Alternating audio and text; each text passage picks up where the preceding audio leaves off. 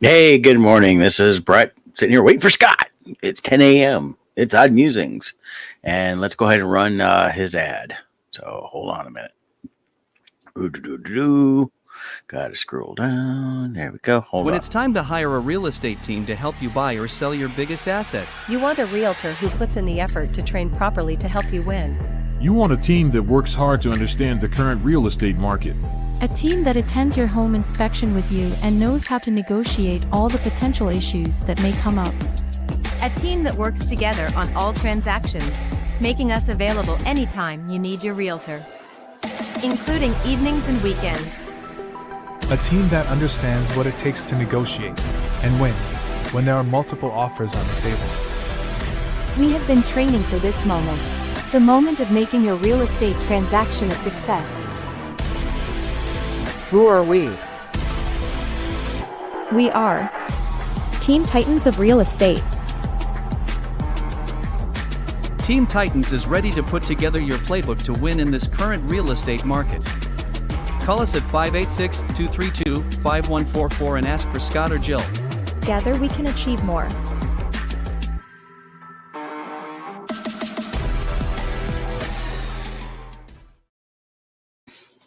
Well, all right. So, hey, that's Team Tides of Real Estate. Scott will join us here in a minute. He's probably taking care of some real estate.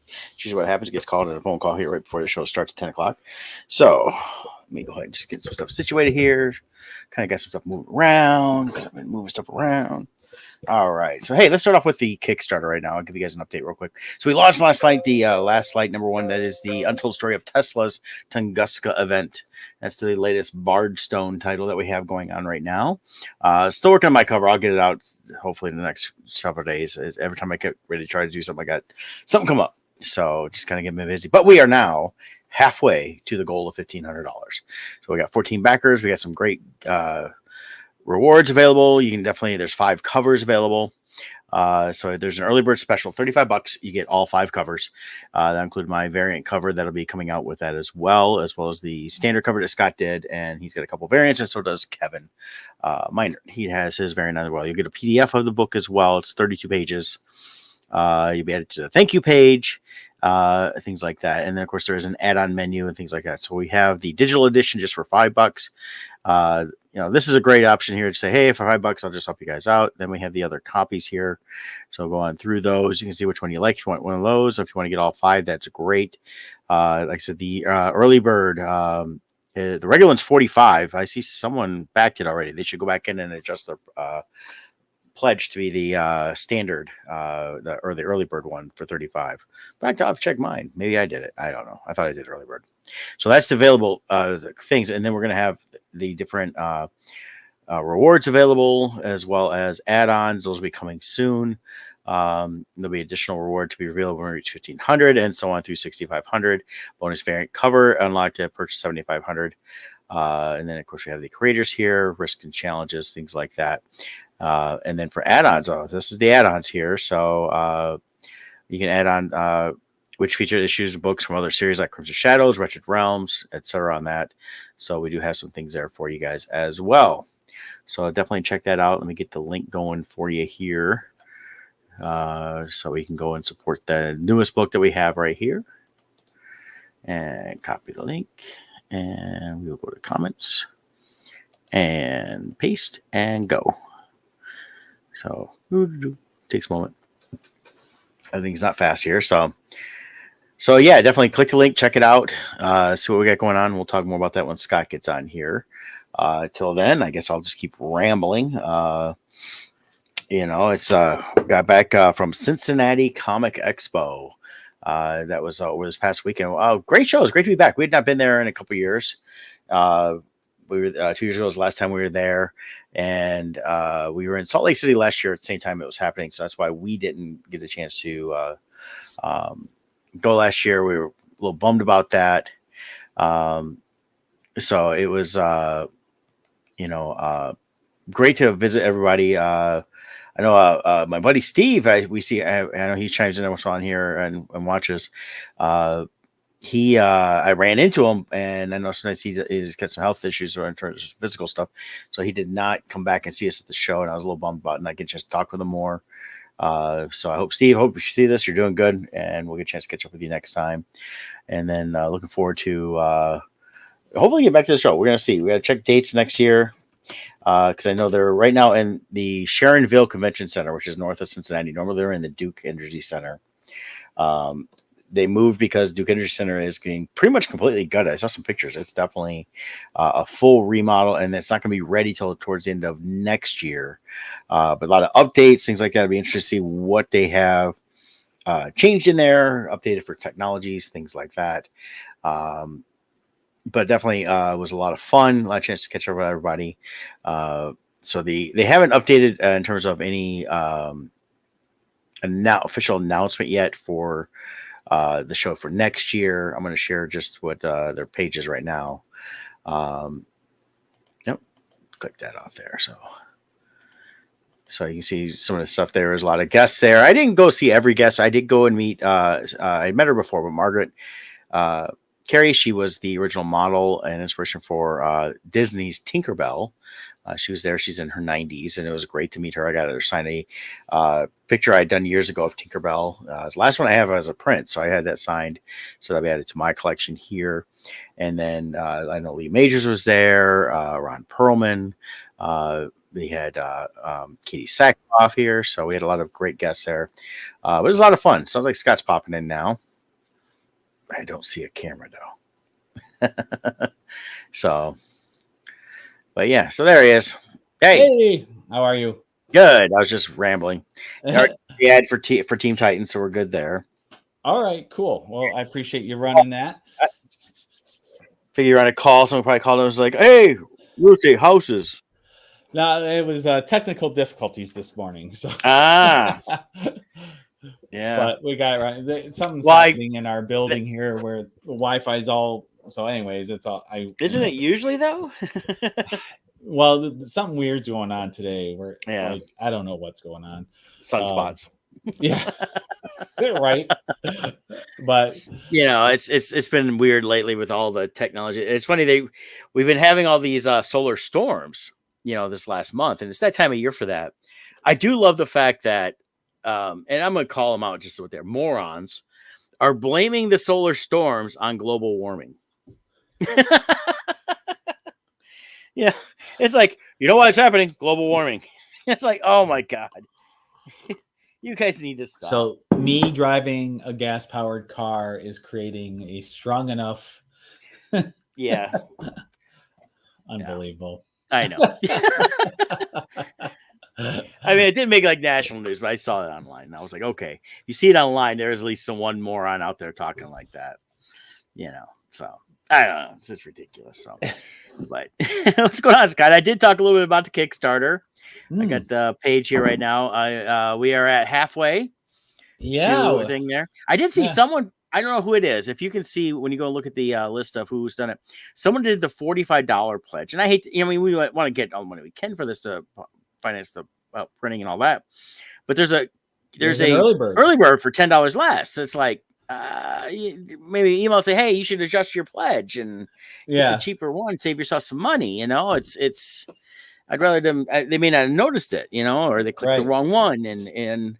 Maybe what I'll do is I'll go in there and I'll put the banner for the early bird at the very top. So that way, if someone doesn't scroll all the way to the reward section, they'll at least see it there. So I'll do that, and I'll do a post. So I'll do an update talking about the early bird. That person, since they are a backer, will see the update, and maybe they were just being generous and wanted to. And that's fine too. They don't have to. If they felt like, here's extra. I had that happen a week. I was doing a clearance on old prints, clearing out a lot of stuff. I mean, it was like basically I was giving them away almost, and some people I did. But I had a gal come through, and she's sitting there. She flipped through, and she pulled out a ton of prints. Some of my old 11x14s I had, some 11x17s.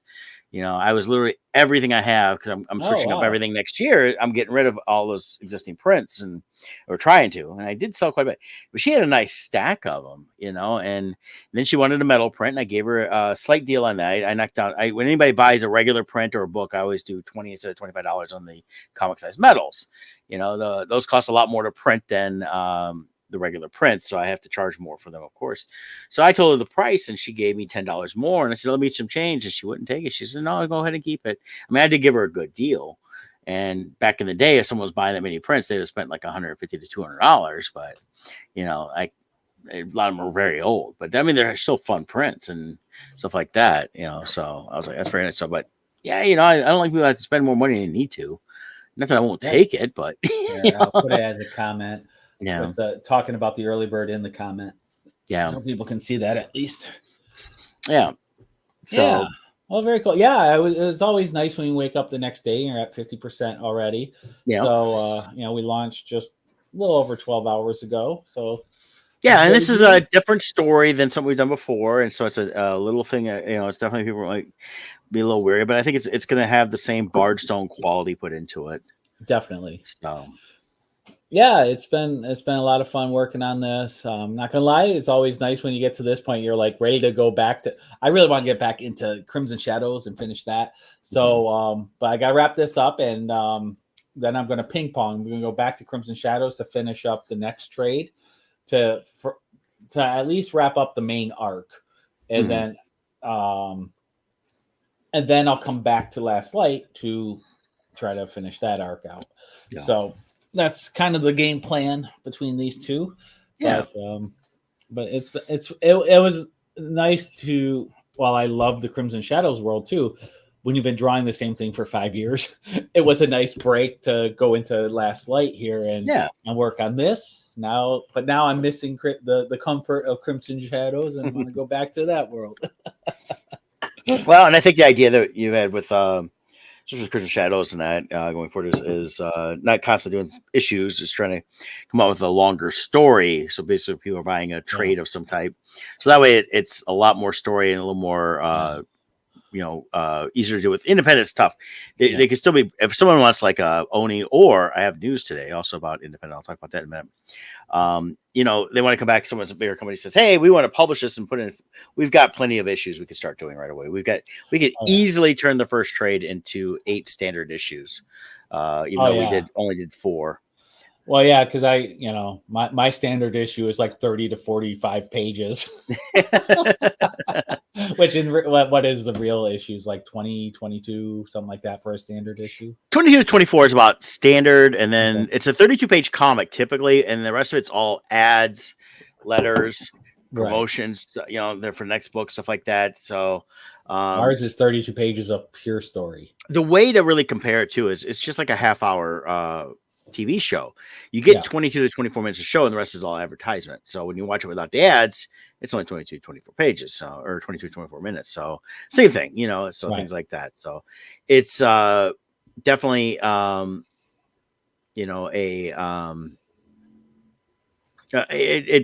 lends some more. So the problem is you have to watch is for guys like us is if we go too many pages to where you can't do a good break in the story. Yeah, there's a balancing point where you gotta cut it off. But us venturing into the world of trades with our Crimson Shadows Ripper of Whitechapel, that really helped us because it's a different ball game printing wise.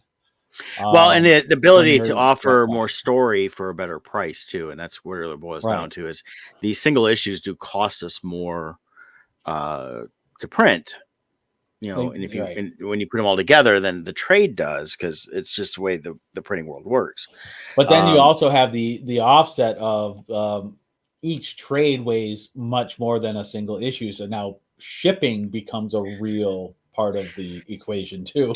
Yes and no, but I think the way to really look at it is think about what it would cost over those 4 issues. I mean, what you spend on shipping for 4 issues, is probably still more than what that trade was in the long run by itself.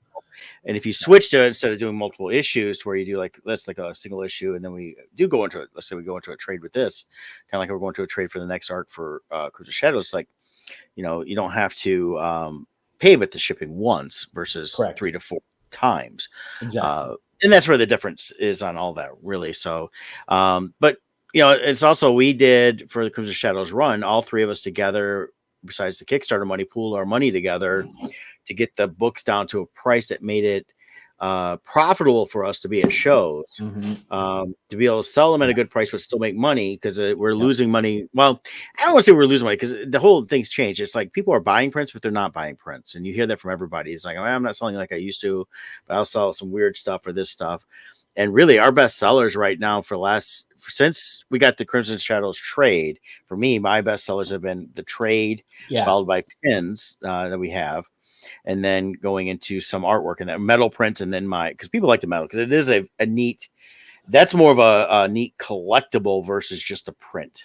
Right. And people are realizing it and taking it like that, and they love the way the metal looks. So I definitely be keeping metal around, but those are also tough. Those get heavy. I take a box of like this high of metals, and they weigh more than all my books. It's like you're bringing a block of steel with you. Pretty much, that's what it is. It's a block of aluminum. Right. And it's definitely heavy. So I usually put that one box where I'm flying. That goes in my carry-on usually, just to alleviate weight and space for the bigger suitcases. And then I can deal with it easier in my carry-on too. Yeah. And keep them protected a little bit. But yeah, I mean, having like Cincinnati Comic Expo, we had a great response again to the Crimson Shadows trade, because a lot of the people we saw a couple people. One person came by and said, "Oh yeah, I've gotten everything from you guys through Kickstarter. It was great. Love seeing those people." And then a lot of people were like, "Oh, I never heard of this." And walks up, "What is this? Jack the Ripper Vampire Story? Okay, I'll buy it." Yeah. I mean, there's no. It's just like, how much? $25 for the soft trade. There you go. Well, $50 for also comic collecting as a whole has changed. You got the old timers like us, who I like individual issues. I like collecting them, bagging them, boarding them, and keeping them nice. I enjoy that. But I think the younger generation doesn't care as much. They're fine with digital copies or a trade. They're not looking for those individual items that they're going to try to make a collection on. They'd rather just get it all in one book so they can read it and be done with it. Right. So I think there's a shift happening there demographic wise, where putting the trade out, I like doing the issues, and I'm kind of playing with it in my mind with Last Light here. I'm almost thinking maybe whenever I do a new series, I'll do issue 1 as a issue, because people like collecting first issues, but then the rest of the series will do as a trade. I'll have issue 1 as part of the trade, but the rest of the story will be all self-contained in one book. And that's something I've talked about too. It's like when being independent, this is what I talked to Scott and Kevin both about this. I said, okay, the next iteration for either Poe and for Crimson Shadows, it should be a new issue 1. And the reason is collectors like issue 1s. We're doing these sections anyways. This isn't such an ongoing series like Spider-Man or Captain America. It's a one story thing that we're not gonna get so far and then have to reboot it to bring our hero back around again like they do in the comics. This is we're gonna hit a definite end on all this stuff, because like with Poe, once Kevin's done all the Poe he wants to do, if he does everything, there's nothing more after that in terms of doing, telling the actual Poe stories and poems in graphic form. Say the Crimson Shadows, we're going to have a definite ending. It has to. If it doesn't, then it's going to be. Well, and unless God's going to grant me 500 years of life, I won't have the time to do 200 issues. Yeah, but even then, at 200 issues, do people want to just keep following the same thing where there's no resolution? Correct. You need because these are stories that are designed to have a resolution. It's not a typical, like I said, superhero or comic things like that where you can just invent a new villain and then they take on something new. So my hopes and dream for Crimson Shadows is this: I have a vision and a story I am telling for Crimson Shadows. My arc will cover that. But when it comes to its endpoint, I want to create a universe that also has little doorways. And I like that idea. Ever be explored. And hopefully down the road, if we can build Crimson Shadows to a good enough point, then it's sell the rights. And those little doorways I've created will give them points where they could choose to grow the story with my story as the foundation, but then let them build on almost. I love the way I see it as is more like the expanded universe, the old expanded universe for Star Wars. George Lucas owned the overall rights, but he allowed others to play in his sandbox. Yeah, and I think there's definitely things that you could take from a certain parts of the story and say, okay, I'm going to follow this thing here and create a whole new thing from that. And that's what we saw in the expanded universe. It was like, oh well, this happened and nobody cared, but now I created a story around it. I can take it further, you know. And part of it too with the expanded universe that Lucas did was after Jedi, which was a hard ending for his story, wasn't a complete ending where you couldn't go forward. People were able to start, so they started up with the you know, the Heir to the Empire. That was kind of the original sequel to Return of the Jedi. And then from there, they expanded. Also, they created all these other stories, and we got all these other characters, but they were still doing with the main characters. You know, Crimson Shadows be a little bit different, where, you know, when it ends, is, you know, certain things are going to happen where you can't necessarily continue on with the same de facto things. You have something's going to be different, but there's a lot of other options within that, and you know, same thing like that. But having the issue 1, though, as I was getting back to, you know, to that is, you know, people like that collectability of an issue 1. And this gives people a chance to get like some multiple covers, stuff like that. And then we go to the trades. You'll have a couple covers because we all like doing covers and for the work that we do. But then you have that complete story. So, and again, if it was, you know, somebody would come to us say, hey, you know, we like what you guys did here. We'd like to distribute it on a wider scale, because people always ask, where can I get it? You can get it from us, bardstone.com, brettpinson.com, Kevin Minor, whatever his is, and Scott Zambelli, whatever ours. We have our own ways of getting it to you, but you're not gonna be able to just go to any comic shop and just get it. We're not dealing with the distribution aspect of it, because one is it's not it doesn't work good for guys like us that are smaller scale. Yeah, we would definitely have to. And now, if the fans out there want to get us to the level where we're making 50,000 in funds raised and we're getting that kind of quantities, okay, now that becomes an option where it's like, okay, maybe we can explore this.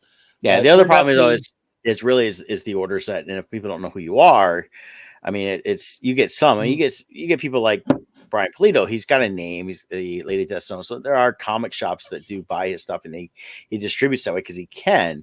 We've not built up that name brand yet either. So without that, we can't really get to that point. Well, like a good example, if I go here, just to show, this one here is doing really well, but Jeff Johns is behind it. Well, see, that's a big name. So yeah. So they got 220,000 raised. They're still 34 hours. Plus, Jeff Johns. It's also from the mind of Michael Turner.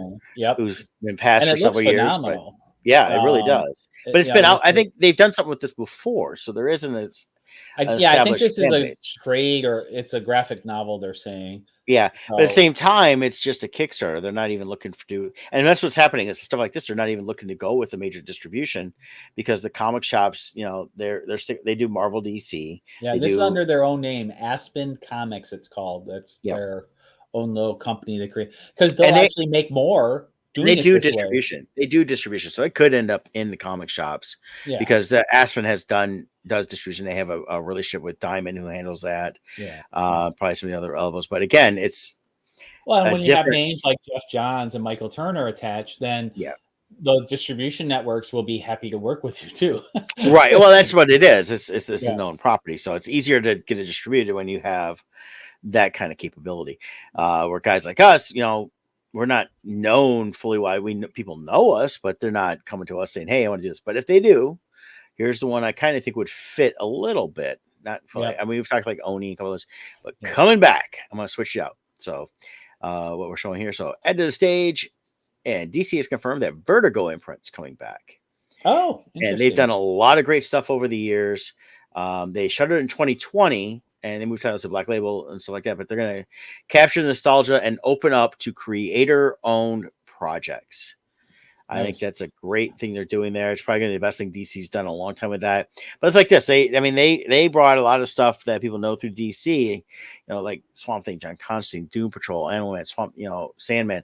A lot of stuff went through DC and Vertigo. And Vertigo allows them to be more adult, with more adult themes. I'm not talking, you know, just sex, it's violence, it's harsher content, so things like that. So it definitely a lot going on there. So I'm curious to see how this goes, because it's just got announced, but they're definitely bringing it back, and it looks like the Nice House by the Sea is one of the first titles coming back. So also, so definitely that.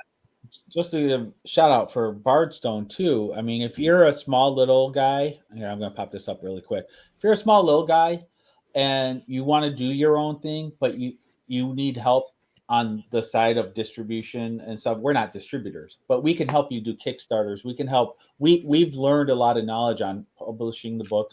But so if you do the work yourself, but want us to join in and publish under the Bardstone name, give us a call. We'll definitely we can talk to you. We can provide that guidance and expertise, and at least get you going on a small scale. And then we would help you with the knowledge we've had with our printing partners and other things like that. We could help reduce the cost of your printing. We also set up a lot of shows, so we could help spread name recognition that way. Mm-hmm. So there's things we can do that way. Also, if you want to play in our playground, like for instance, Crimson Shadows. If let's say you're a novelist, you're a writer, and you know how to write full novels. If you want to adapt the Crimson Shadow stories into a full novel, talk to us. Reach out to us. I would gladly work with someone on that, and we come up with an agreement, and you write it, and then we'll do it as a Kickstarter, and we'll have full novelizations. That would work. So there's things like that we can do. And you've got Brett, Kevin, and myself, or a great team. So you would have us as your backup on that. All right. Cool. So, other news today. I thought this was good. Now, one thing I'm always telling Scott is until I see it on an official level, I never truly believe it because there's so many publications on stuff that say this is happening, that's happening. I had someone look at me and go, "Oh, I can't wait!" The other day said, "Oh man, did you hear Goonies 2 is going to happen?" It's like, no, it's not. They've been sharing that online for 10 years. It's not happening. It's not until you see it, an official release. And they make them look official on the release, but you look, it's just some bogus site with clickbait, and that's all it is. And it's usually the same article written by AI's crap. But this is official because it's on Variety. Spider-Man 4 starts shooting next summer. Oh, there we go. Said everything's good to go. Tom Holland did, and he can't wait. So no idea what the story's going to be about, how it fits into anything MCU, if it does, or what they're doing there. But so if we go with MCU canon, let's see, Spider-Man 4. So right now, no one knows who Peter Parker is because he was kind of wiped from existence. Yep. His friends don't remember him either, correct? Yep. As of right now. So they're kind of wiped out. So we'll be exploring a Peter Parker who kind of doesn't have his own identity in the world. Right. Yeah. So but also with him having a homemade suit, didn't it? He had to make his own suit because Tony Stark is gone, so he doesn't have the Stark costume anymore. And I think it goes back to what Peter Parker was. He created his own. He was a brilliant person in his own right. The first suit you see early on, is always very generic, and then he designs a better suit, gets better, he does it himself. He created, there's been two versions. You had the ultimate versions where the webs just shot out naturally from his arms. And then you have the one where he created the web shooters, which he did originally in this too. It wasn't even in the MCU version. And then Tony Stark gave him basically what became the Iron Spider-Man suit, which has been used many times. So you get that ahead of time, that get him through all the Endgame stuff. Which made sense for what the story was going at the time. Now going back to, hey, I'm just your friendly neighborhood Spider-Man. Yep. No longer this thing. I think that's where we're going to see more of the original type stories, which I think will fit Spider-Man there.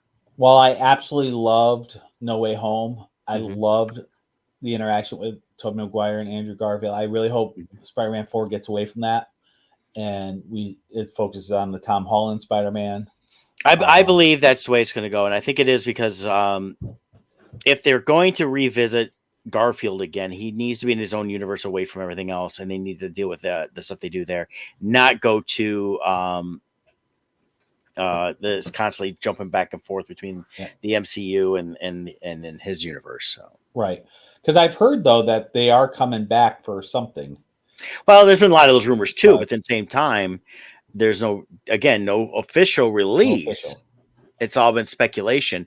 This is the first official release I've seen with Tom Holland, because he said he was taking a break, and he did. He really hasn't done anything for a while, and I think I can understand. Even though he's young, it took a toll. It's like you don't want to be just he's working so much that you just can't do anything else. So, well, what I've read is he does not like the Hollywood lifestyle. He likes going back home, being with family and friends. So he there's a lot of stars like that. Harrison Ford, he goes off on his own and stuff. So the other thing in the MCU canon is one potential story arc they could go, and I hope they change it up a lot from what we're seeing, is Venom left a little piece of himself in the MCU. And we could see something like that because the new Venom movie comes out and it's the final. They've already said this is the last Venom movie, right? In this arc, this everything you do there. So they could be okay. That ends that thing there. There could be I'm not saying there will be. There could be a tie-in because it is Sony of a little snippet that we could see that would tie into what the upcoming movie is going to be, and maybe they're going to go that direction now that he's an unknown, and Venom is not really known in that universe. We could see the black suit Spider-Man, which if they do it right, it's not going to jump right into the Venom character. We can get that's where they screwed up initially with the Tobey Maguire's was they went right to Venom. Right. They got to give it a full trilogy treatment, or at least a full movie before he jumps off into at the time it was Flash Thompkins, I believe, and. But given where it's just Spider-Man has that and not go the crazy, funky dance that Tobey Maguire did and losing his mind. Yeah. He had a lot more going on as using that power. And it gives him the cosmic edge of some stuff tying into the current MCU. If Sony's going to continue to do that, which I believe they are. I mean, it'd be smart because that's what made their movies even more successful than they probably would have been, is because everybody wanted to see what was going to happen in the Spider-Man part that takes place outside of what he just did in Avengers and Captain America Civil War. Yeah. Yeah. In the original comics, if I remember correct, you had Spider-Man just being regular Spider-Man and the symbiote attached to him, but he didn't realize what was going on. So all of a sudden he woke up and he had this black suit and he was much more powerful and stuff. So I could see them having him take on some character and failing and being beat up because he doesn't have the Tony Stark suits. Yeah. And then the symbiote attaches. Then he's like, oh, this is giving me the power I need. And then we just see it joining with him, but there's no negative effects and we don't see Venom yet. Right. And then that could carry over to future ones. Now Kevin's chiming in Secret Wars. That's true too. We do have Secret Wars. Yep. Secret Wars coming too, which had the black Spider-Man suit. Yep. In there. So I definitely agree, Kevin. I think it's going to be tying into that as well. Yeah. And that would be, I said, that's what I'm saying. If they're doing it, it's got to be, they got to do it in a way that it allows them to actually get to that natural and not, the problem is they push the Venom side so much in the movies. And I think it's just too much. Less is more. Less is more. I think so. And I'd like to see it as this more of just a Spider-Man story. And that I'm gonna share this one here. This is, of course, the comic. If you have it, good condition. This one's selling for $4,000. Very popular. I remember you could buy this not years ago for like $50, and I thought that was high then because it was like, well, I was broke, But there's the suit, but the suit was introduced in Web of Spider-Man series. That's what I was gonna say. It wasn't introduced during Secret Wars, right? He already had it. Right. Yeah. The Web of Spider-Man. Let me see which one. And it's been contested a couple times of which comic is the one that caused it to be the actual origin. Let me see if I can find it here. Yeah, because he ends up all through Web of Comics. Venom does, because they do the whole thing with him. I used to own the entire run of Web of Spider-Man at one time. Yeah. I sold it when I needed the money, and that sucked. But share this tab because it was this comic here, and this was one of the ones that was the main one with the first. You got the black suit. Yeah, I loved that cover. Yeah. So I may still have an issue of that around here. I know it's gone up in price. I have to look and see that. So, I'm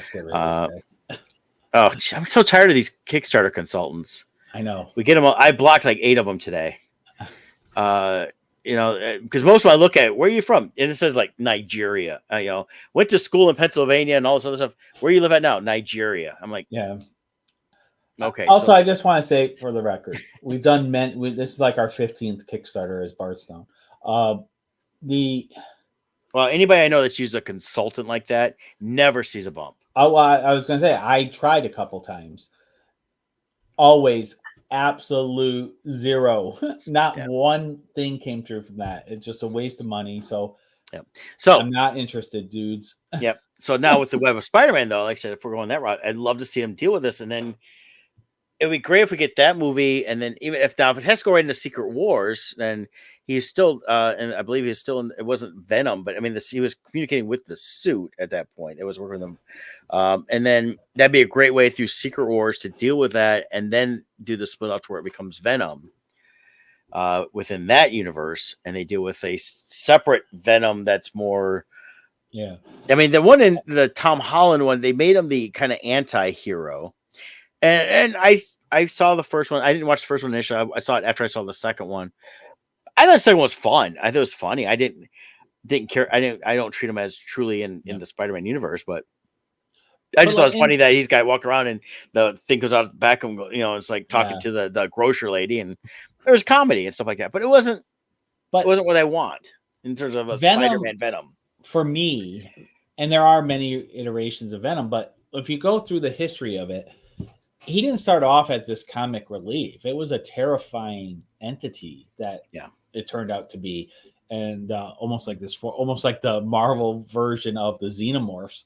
Like, he was a terrifying character at first. Now, over time, he developed the personality, and he kind of became wisecracking and stuff. So I hope the MCU version takes more of the scary approach. With it, but don't start off right away with it. Let it be the suit, and then let it evolve. Give it time to marinate. Well, and I think that's leads to another even slight topic is villains. The problem is really, I mean, it started before the Maleficent movie, but there's around there's really took off. So many times they create a villain, and it becomes their redemption story. Like, well, they were misused or this or that. You can't just sometimes there's people are just bad. It's and creating a good villain really shows, how good people can be good. And then fortunately there are bad out there and how they deal with that. And I'd like to see if they do that with him, showing that, yes, the Venom symbiote and what it became, was not good. And he was he wanted to be fused completely with Peter Parker because the symbiote liked that power he got from Spider-Man. And then when he rejected him, and then it became a revenge story and showed the villainous of this symbiote, which is just a cosmic creature. Right. And I think that's where they lose out. It's just like I saw a friend of Eric, who chimed in last night, posted about the new villain for the Moana 2 movie coming out, and they are doing a Moana live action as well. I saw, but the Moana 2 animated film coming out introduced a villain. He made a great point. He said, "Look, I hope this is an actual villain and not some villain redemption. Get tired of that. You get tired of here's the bad guy, and then it comes down to it. It was like, well, someone was mean to me once, so that's why I became bad. It's like." That's no excuse. That's no excuse to give him a full redemption. Like, oh, well, you killed 85 people here in this movie, but it's okay. You were misused yourself. So you get tired of that too. So, well, also, there's value in having villains who are just pure villains, because it's good to have stories that are truly good versus evil. It's okay to have black and white in a story to help accent certain themes of morality and heroic actions and all that kind of stuff. But there's also value to stories that are shades of gray. It's just everything is shades of gray now. But they use the excuse of the shades of gray and the backstory of the villain not to show how someone could fall, but rather to point the finger at another group and say they are the true bad guys. They made him into this. And there's never personal responsibility on the villain themselves, but rather a blame of another group. Right. And that's where it's like, come on. Okay. Yes, that can happen, but not every story. Well, and that's what's gotten ridiculous. It's just like I said, with Maleficent, the reason I didn't like is they took a perfectly great villain and made it to where it's like, oh, well, it really wasn't her fault, you know. It's like, what do you mean it wasn't her fault? Right. You know? So that's, you know, that's stuff like it. So that's what I'm hoping to do here is let's get a good villain. You need the thing that works, like with even in you know, throughout the Avengers and all that stuff was when they dealt with like Thanos. It's like, you know, Thanos, some things they look at is like he was such a great villain that he used things that people could say, well, I could kind of see that. Well, that was some true historical villains had certain things they said that people were kind of like, well, that may not have been too bad until you take it into the proper context what they're really getting at.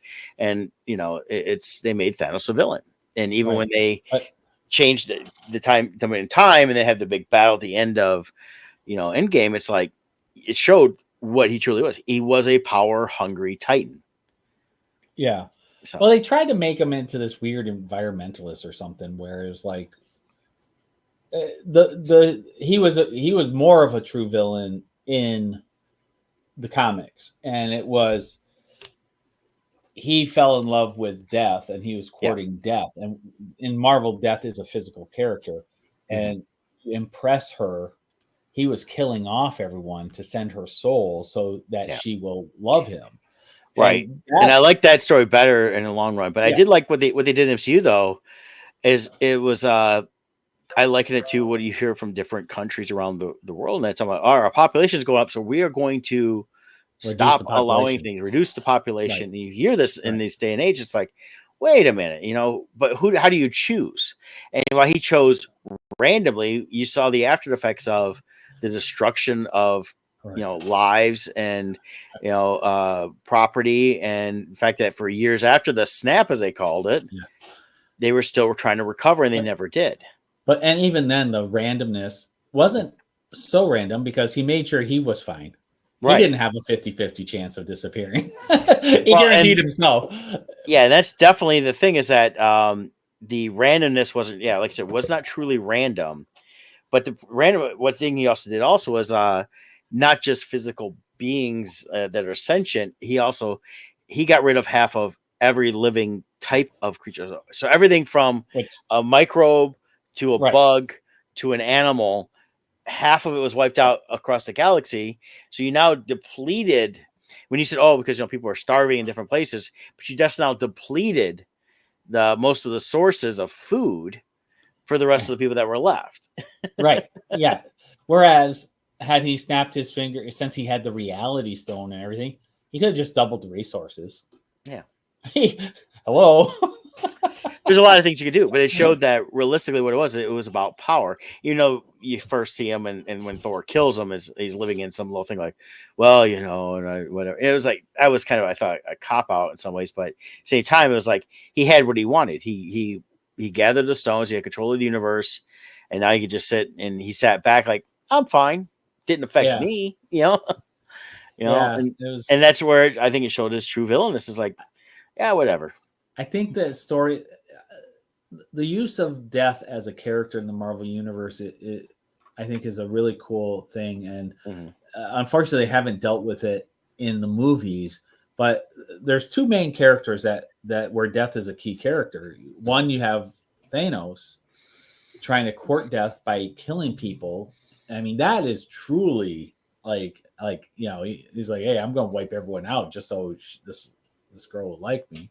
Yeah. And then you also, the other death storyline is Deadpool, because Deadpool also has a relationship with death because he can't die, so he can't be with death. Which a lot of times, if I remember correctly, they tie the girl he likes. Marino there, but I forget her character's name, but I think she's tied in with death in the comics, but I could be wrong on that. It's been so long. I've not read enough of the comics with Deadpool on that. I read the early stuff for X-Force and things like that, and then I got away for many years. I've just never really gone back into the depths of that, but there's so much of it out there that's just the Deadpool that we see now that Ryan Reynolds emulates, which is the Merc with the mouth. Yeah, that's been the popular version of Deadpool, more than just being a mercenary. Right. So, but we'll see where Marvel goes. We've got the Tom Holland one now. Tom Holland's confirming they're shooting, so that's got to be I mean, what stage is that? Then that means they at least have an initial script approved. Yeah, if they're shooting in the summer, they're in pre-production, which means they are revising the script, but they know what the script's going to be. So now they're just tweaking and getting it ready, and because they have to get locations and they got to get the location set up. They got to start building sets. They got to start setting up the digital aspect of everything. So to start filming in the summer next year, and again, summer could be as early as May. Right. So like they're at least far enough along to know what they have to start prepping. Right. So that's good. Yeah. Now, another thing I did this week, just real quick, I'm not going to get too deep into it. I did watch Trap from M. Night Shyamalan. Did you see this? I did not. I want to say I heard this was good. It wasn't bad. I found it very interesting. The ending. Oh, wait. Oh, he's at the concert. Correct. Oh, okay. Yeah. Let's talk about that. Yeah, real quick. I'm not gonna get too deep into it because don't get spoilers because video on demand is relies on spoilers. There's things about it. There's times I'm watching Josh Hartnett going, okay, he's kind of cool. And there's times I'm going, wow, he's kind of a little goofy, and things like that. But it wasn't bad. I think it's just the way he tried to bring out the character, and it was neat to see Josh Hartnett doing a role like this. That's not his typical kind of main guy role. He's been around a lot of these. So, based on the trailer, it definitely seems like a very different role for him. Yeah, so I found it very interesting, and it's what I find interesting is definitely they paralleled the concert. I thought this from the trailer with a little Taylor Swiftish, not in the grand scale in terms of like a arena or circle and all that stuff, but in certain things they did, like, oh, that reminds me of what Taylor Swift does there during her concert, like the hat giveaway. And things like that. Like based on the trailer, he's bringing his like teenage daughter to a concert, right? Correct. So this is a concert she wants to see. Yeah, this is Lady Raven, and the singer is actually M. Night Shyamalan's daughter in real life. Yeah, is she really singing in it? Or? Yeah, they're singing. They did the full production stuff. It looks like a lot of this stuff, and so it was good. The ending I felt kind of did the typical M. Night Shyamalan. It was a little more. He was trying to do too much of the what a twist and things like that, but it was and it kind of but they brought it around, but it felt like it kind of just the last part was kind of like okay, okay, and it wasn't bad where I was like wanting it to end, but at the same time I was kind of like okay, wrap this up or. I think for me with him, part of the problem with his movies is when he was new, the twist was very cool and unexpected. So it was more now subtle too. Right. But now you know it's coming. So even though you don't know what's coming, it's not shocking that that the twist happened. But there was one thing I thought, and I'm not gonna say what it was. I thought there was gonna be what I thought one of the twists was gonna be right at the very end. Wasn't it didn't go the way I thought it would. Yeah. It felt like it was going in a certain way. And I've been like, okay, that would have been kind of actually cool, in my opinion, with how they were dealing with this character and the other people in it. But they didn't go that way. It was kind of like, I felt like it should have went that way just because it would have been a better twist than what you got. Because you knew who he was the bad guy the whole time. You knew he was what they call the butcher, and there is a one credit scene which wraps up a bit in the middle of the movie where he's dealing with one of the workers at the place that's selling T-shirts. I'll give this away because I thought it was funny and it's not a big deal. But he's talking with the guy, and basically you can see how he manipulates people by talking to him, getting to know him a little bit because he's trying to figure out what's going on in the arena with all the police presence. And it's weird setup. It's like it's an afternoon concert. It's not a nighttime concert, so it was done in the afternoon because it's still light outside when everything's happening. But he deals with the guy, manipulates him in the place, doesn't kill him, of course, but he shows up in the end of in the credits. He's sitting on his couch and they announce who the butcher is. And he goes, Cooper, not that guy. Oh my God, I helped him. And it was just a little bit there that I thought was funny. And that's my giveaway spoiler on that. Yeah. But, but at the same time, it's like, they did a good job, I thought, of trying to manipulate that. And the neat thing is Haley Mills, from the original Parent Trap. She was the twins. She's definitely up there in age now, and she plays an FBI profiler. Oh, so I thought that was cool. So, but yeah, I say watch it. It's because available more on streaming capabilities, video on demand right now. I would say definitely check it out. I don't know if I'll revisit it again because it's not like I really missed anything that I'd want to go back and see if I missed any little snippets. But they did set it up for he could continue on with this character if he wanted to. Okay.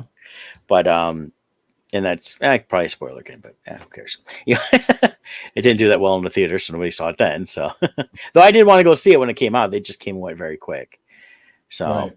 But I do think that like The Village, Sixth Sense, things like that were better. Let me see, The Village. There was Sixth Sense. There was this. What was the one with the aliens? He did. Oh, Sight.